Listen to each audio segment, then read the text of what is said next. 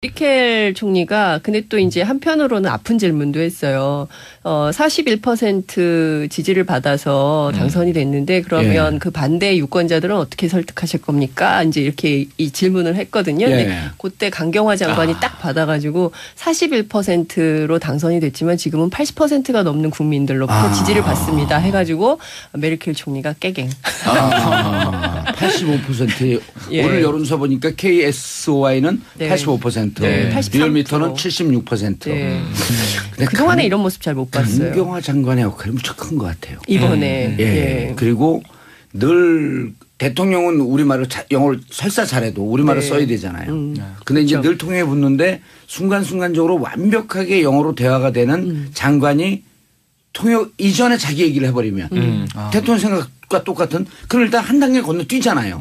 그럼 빨리 소통이 되니까 상대국 정상들도 편하고 그렇죠. 거기서 자기 판의 국제 경험을 근거로 했고 자기 얘기도 하고 그런 게 아주 티나지 않지만 늘 대통령이 있는 옆자리에는 그 은발에 멋진 모습을 휘날리면서 그렇죠. 예. 강경화 장관이 있었던 게 큰 힘이 되잖아요. 그 구테우스 유엔 사무총장이 그런 얘기 했잖아요. 그러니까 큰 손실이다. 예, 아니 우리는 너무 대통령 문재인 대통령께서 이렇게 유엔 무대에서 국제 무대에서 하셨던 분이 이제 국내에 와가지고 첫 외교부 장관이 됐다니까 아유 우리는 이분이 없으셔가지고 우리 너무 큰 손실이다.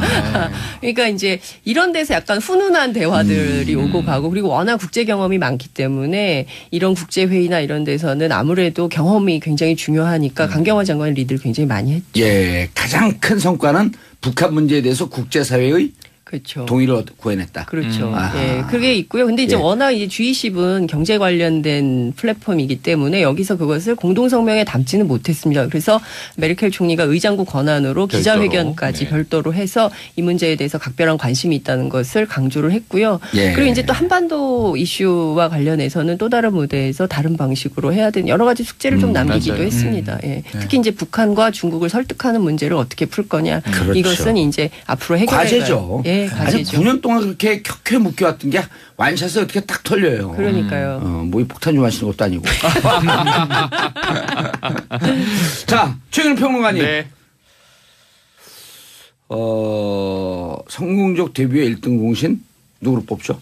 저는 강경화 외교부 장관 그다음에요? 꼽겠습니다. 그리고 강경화. 김동연 경제부총리인데 그래서 별명이 생겼어요. 이 좌경화 우동현. 오. 네. 사실은 이게 그럼 정부가 좌경화됐다는 거예요?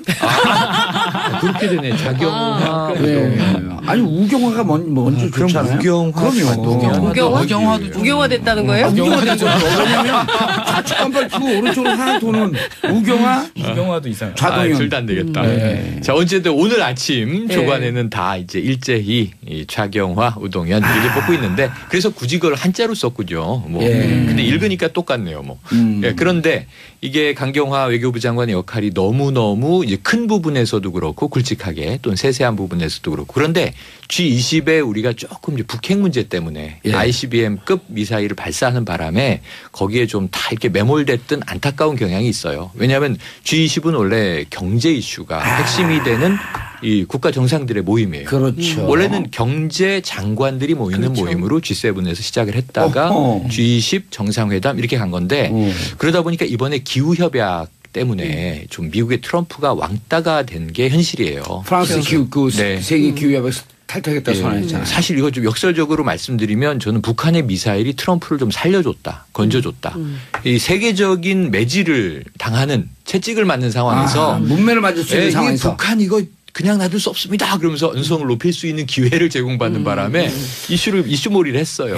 지난해 7월서부터 김정은 북한과 이게 아주 한 라인을 갖고 교류한 게 이런 작전을 하려고 했던 거 아니야? 네. 그래서 러시아 스캔들로도 지금 공지에 몰렸지만 사실 좀 북한이 도와주는 거 아니냐 이런 우스갯소리가 나올 정도로. 그렇죠. 네네. 그랬는데 이제 결국은 티나진 않았지만 이번 그 G20에서 김동연 경제부총리도 상당히 이제 밀착 행보를 보이면서 경제 이슈들을 풀어내기. 왜냐하면 이제 제일 중요한 게 우리나라 입장에서는 이 기축 통화들이 있잖아요. 예. 달러나 엔화나 그렇죠. 지금 위안화도 기축 통화가 된 상황이다 보니까 유로화도 있고 이런 환율 문제, 금리 문제를 조율하기 위한 상당한 이제 물밑 행보를 보였다. 그래서 경제는 이 김동연 부총리가 잡고 예. 그리고 이제 표면적으로 드러나는 정상 외교의 이제 재복원 이 부분은 강경화 외교부 장관의 노력이 가장 컸다. 사이드인데 강경화 장관의 인기도 여기는 오늘은 없는데 굉장히 좋더라고요. 현지에서. 동포 간담회 하는데 그 대통령님 계실 때는 전부 대통령께 집중하시더니 교포들이 이제 사진을 촬영하기 위해서 대통령께서 이제 사진 촬영 장소로 이동을 하셨거든요. 근데 기다리는 동안에는 전부 강경화 장관한테 와서 사진 찍는다고.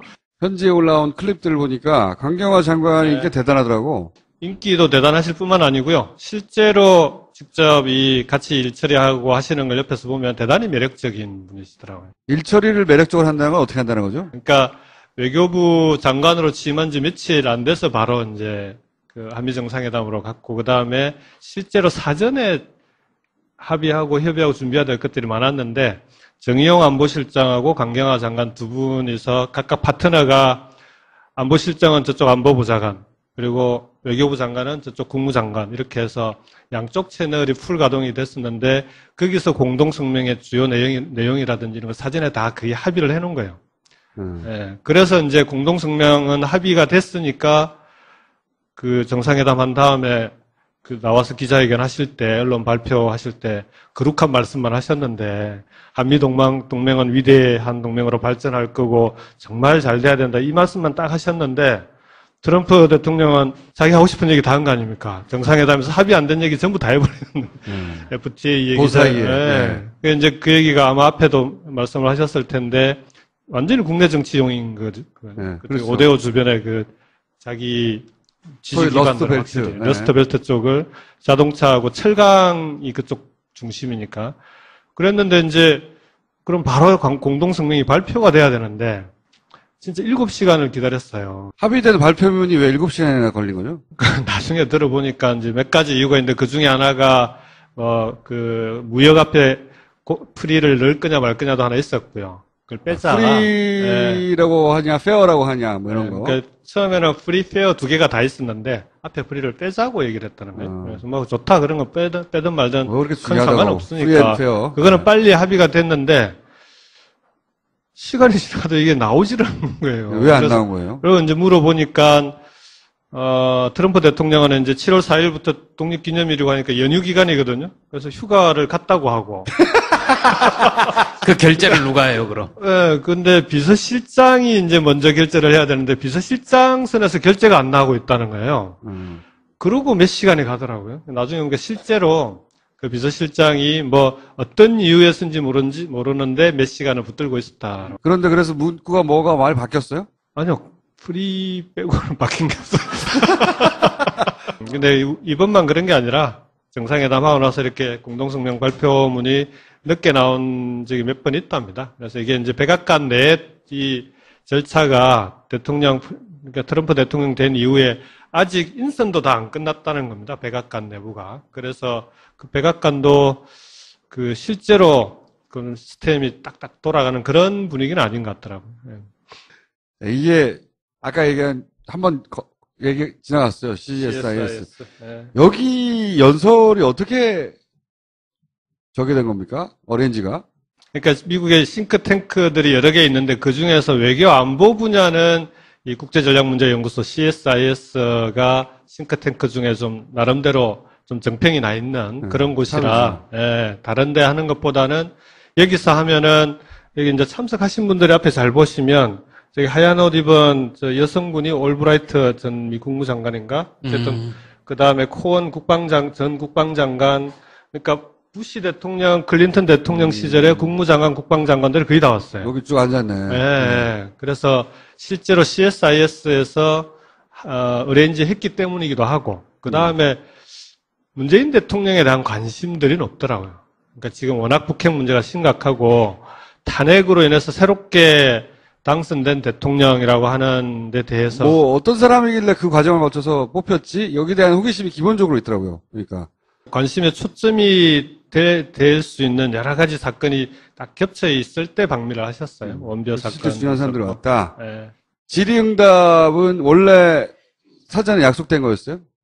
질의응답 할 사람만 약속이 돼 있었죠. 내용은 아니고. 그게 뭐 내용에 대해서는 아까 상하원 간담회처럼 대략적으로 뭐 예상할 수 이런 예상 질문들이 있을 수는 있다. 북한의 미사일 발사는 불법이고 군사훈련은 합법인데 불법과 합법을 교환할 수 없기 때문에 이렇게 이제 그런 논리로 답변을 했는데 이거는 미리 준비된 겁니까? 그러니까 문재인 대통령 그렇게 보시면 됩니다. 그러니까 이 여러 가지 여러 가지 주제들에 대해서 거의 자기 나름대로 정리를 다 하고 계시는. 그래서 과거에 후보 시절에도 인터뷰 같은 걸 해보면, 언론 인터뷰를 해보면 어떤 질문이 나와도 그 질문에 대해서 거의 비슷한 답변. 그러니까 이 언론사에서 이렇게 질문을 하고 저 언론사에서 다르게 질문해도 같은 주제에 대한 질문이면 답변이 크게 다르질 않습니다. 그러니까 자기 생각이 다 정리되어 있다. 주제별로. 이게 정리되어 있기도 하고 그 다음에 이 답변하신 그 말씀 내용하고 글로 옮겨 놓은 것하고 큰 차이가 없어요. 그래서 그 대단한 기술이라고 해야 되나 능력이신 것 같은데 그만큼 평소에 이제 고민도 많이 하고 정리를 해놓으신 거죠. 그 질문이 이제 나오니까 거기에 대해서 이제 평소에 생각하셨던 걸 쭉 답변을 하신 것 같아요. 깜빡 그 오른쪽으로 하나 도는 우경화도 이상. 좌동현. 둘 다 안 되겠다. 네. 자, 어쨌든 오늘 아침 조간에는 다 이제 일제히 이 좌경화, 우동현 이렇게 뽑고 있는데 그래서 굳이 그걸 한자로 썼군요. 뭐. 근데 읽으니까 똑같네요. 뭐.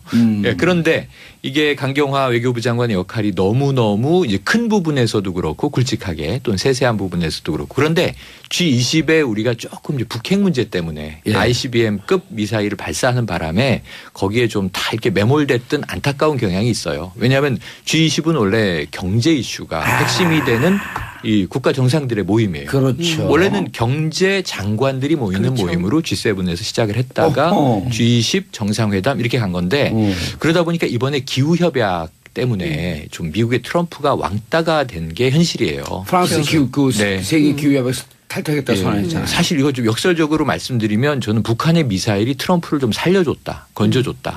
이 세계 메르켈 총리가 근데 또 이제 한편으로는 아픈 질문도 했어요.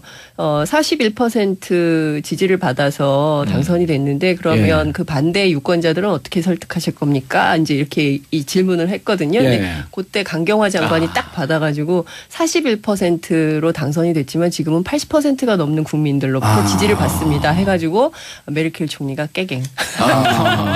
85%. 오늘 여론조사 보니까 KSOI는 85%. 리얼미터는 76%. 근데 그동안에 이런 모습 잘 못 봤어요. 강경화 장관의 역할이 무척 큰 것 같아요. 이번에. 그리고 늘 대통령은 우리말을 영어를 설사 잘해도 우리말을 써야 되잖아요.